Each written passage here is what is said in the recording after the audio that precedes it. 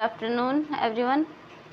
तो चलिए हम आज का अपना ब्लॉग शुरू करते हैं। कल किसी कारण से हम अपने ब्लॉग नहीं बनवा पाए। कहीं हम कोई फंक्शन था घर के अंदर तो वहाँ गए हुए थे। कल बच्चों की पढ़ाई भी नहीं हो पाई, तो आज हम शुरू कर रहे हैं अपनी पढ़ाई।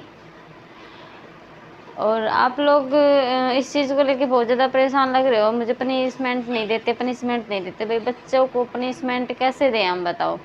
अब ये इतने बड़े थोड़े ना है कि इनको पनिशमेंट से सारी चीज़ें समझ में आएंगी। जब बच्चा बगैर पनिशमेंट के समझ सकता है तो उसको जितना हो उसके बगैर पनिशमेंट के समझाना चाहिए। मैं ऐसा कभी नहीं करती, मैं उनको मारती पीटती नहीं हूँ। मैं उनको जितना हो सकता है पॉसिबिलिटी मेरे अकॉर्डिंग मैं उनका पूरा मतलब देखती हूँ कि कहाँ पे कमी रह रही है, उस कमी को पूरा करने की कोशिश करती हूँ। और हर टीचर ना तो परफेक्ट होता है ना स्टूडेंट परफेक्ट होता है। अब परफेक्ट किस हर सब्जेक्ट में थोड़ी ना रह सकता है। सब हर टीचर अपना एक सब्जेक्ट लेके पढ़ता है, तो उस सब्जेक्ट में तो शायद वो परफेक्ट हो भी जाए, सभी सब्जेक्टों में तो नहीं हो सकता ना। लेकिन कोशिश करे तो ये है कि बच्चों को तो 99% बच्चे बिल्कुल नॉर्मल होते हैं। 1% बच्चों का चांस होता है कि वो किसी न किसी कारणवश उसका IQ लेवल कम हो या फिर उनका जन्मजात इश्यू हो, कोई प्रॉब्लम हो उनकी हेल्थ के साथ।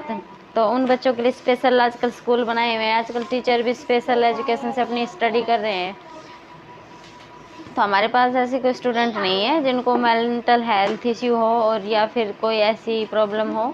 सभी बच्चे अच्छे हैं, अच्छे से समझ जाते हैं, तो हमें पनिशमेंट की ज़रूरत बिल्कुल भी नहीं पड़ती है ना। बस मैं ये कि हाँ भाई लर्निंग में थोड़ा कभी कभी प्रॉब्लम हो जाता है बच्चों का। स्टार्टिंग जब हम शुरू करते हैं तो फर्स्ट टाइम में उनका अच्छे से नहीं हो पाता, तो मैं उनको रिपीटेशन जितना हो सकता है उनको ओरली करवाती हूँ। जब उनको ओरली आने लग जाता है फिर उनका रिटर्न में करवाने लग जाते हैं। इससे क्या है कि बच्चों को अच्छे से आ भी जाता है ना, उनके ऊपर बर्डन होता है। अब फर्स्ट टिप ये है कि अगर आप बच्चों को चाहते हैं कि वो बगैर पनिशमेंट के अच्छे से होमवर्क करे, चाहे आपका बच्चा हो या फिर ट्यूशन पे आने वाले बच्चे या फिर आप स्कूल में टीचर हैं, तो हर बच्चा हमारे लिए समान है। हमें हर बच्चों की तरफ ध्यान देना चाहिए ना।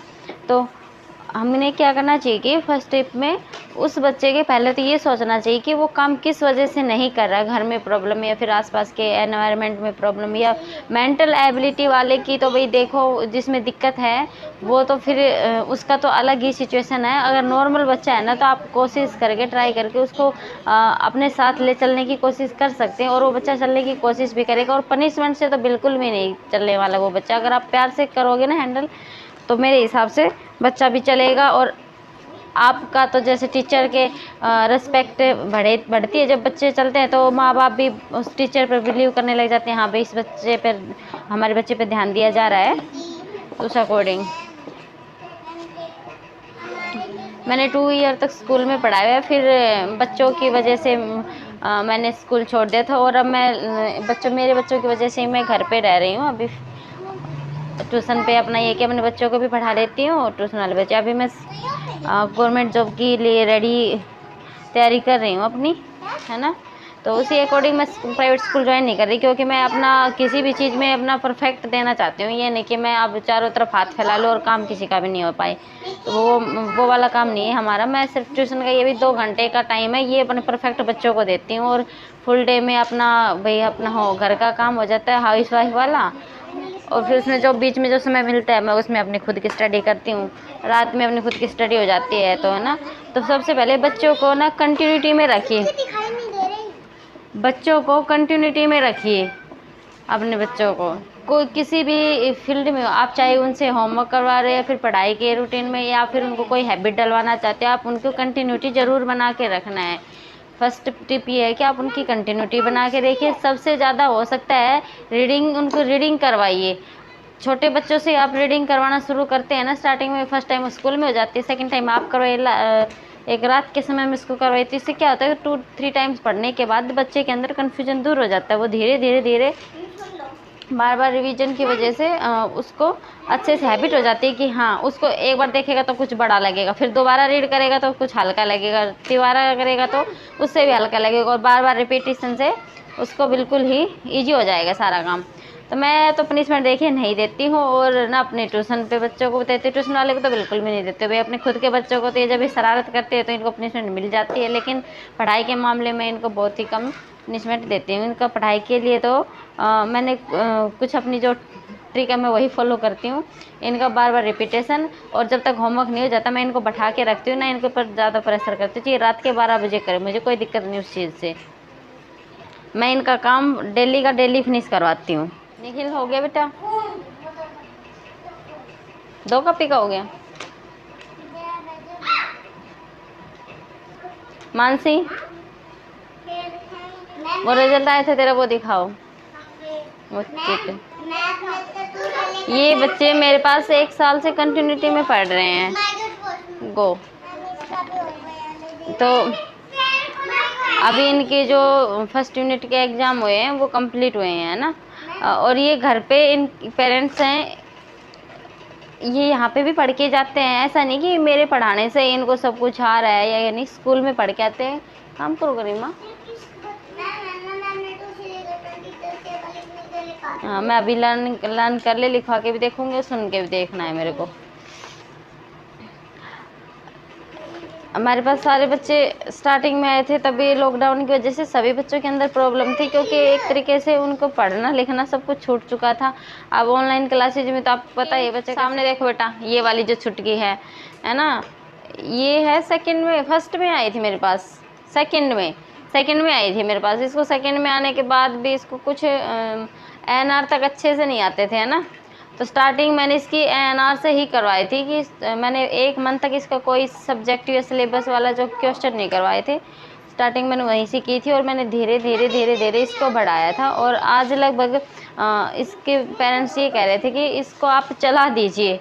वो गांव में, हमारे गांव में ऐसे बोलते इसको चला दीजिए, हमने इसको 2 स्कूल बदल लिए, ये बिल्कुल नहीं कर पा रही है। तो मैंने स्टार्टिंग की थी, और मैंने कोशिश की, इसने भी कोशिश की, इसके पेरेंट्स ने भी कोशिश की, तब जाके ये बच्चा चल पाई है। तो अकेले टीचर से भी कुछ नहीं होता, अकेले स्टूडेंट से भी कुछ नहीं होता, तो पेरेंट्स को भी उतनी हेल्प करनी होती है घर पे।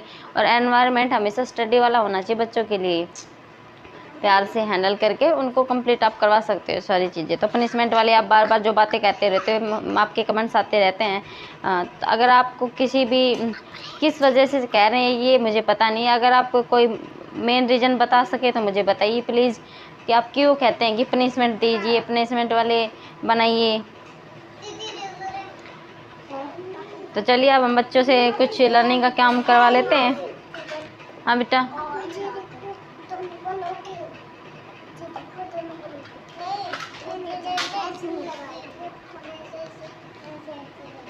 मानसी तेरा नीचे बैठी है, इधर आजा। टुडे पेंसिल दे, टुडे स्पेलिंग गलत लिखी हुई है तूने। इरेजर भी चाहिए मुझे बेटा, इरेजर भी दे।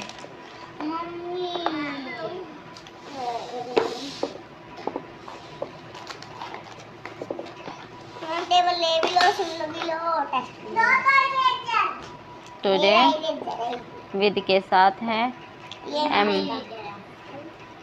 और कभी इरेजर, पेन, देख। Today pond,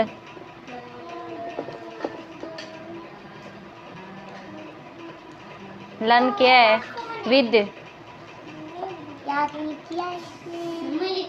with em. Mansi learn नहीं है बिल्कुल भी, बगैर लर्न करिए दे दिया। चल इसको बैठ के लर्न कर अभी, क्या भी आपका ही नंबर है अब।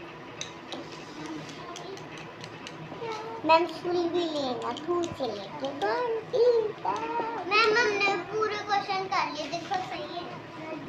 उसके बाद क्वेश्चन आंसर मुझे यहीं से बुक में फिल करना है। मैम सही, नेवर।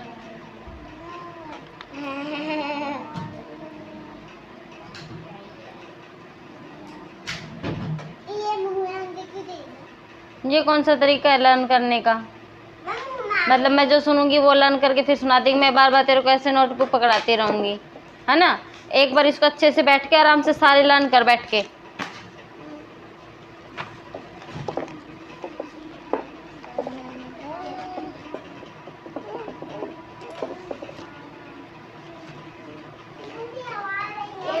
ये इसी के हैं क्या सारे? इनको इधर रख।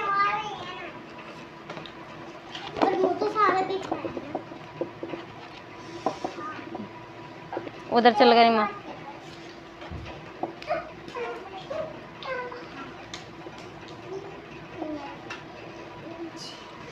गरिमा 16 की टेबल सुना।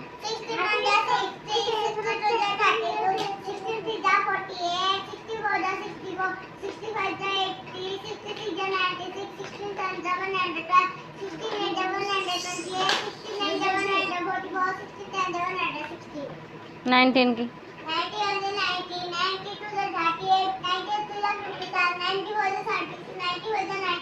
90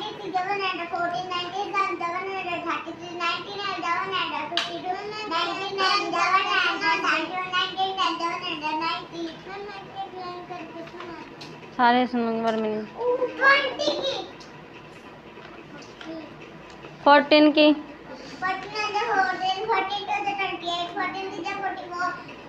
निखिल एक मिनट उधर रख।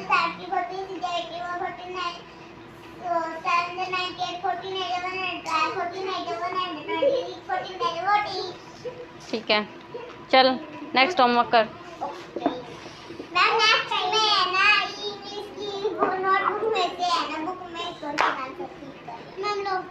एक minute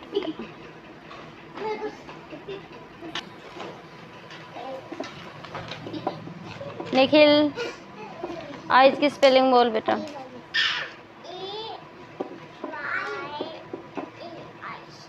hand, hair,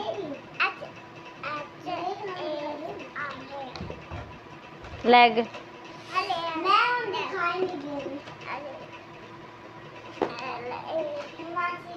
LEG leg, knows,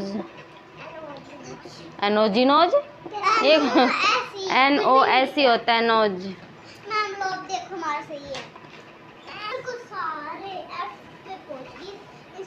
चाहे आप ट्यूशन पे पढ़ाते हो, चाहे आप स्कूल में पढ़ाते हो, या फिर अपने घर में पढ़ाते हो, अपने बच्चों को पढ़ाते हो, तो आप उन पे कभी भी बर्डन मत डालना। सेकंड, उनको पनिशमेंट मत देना।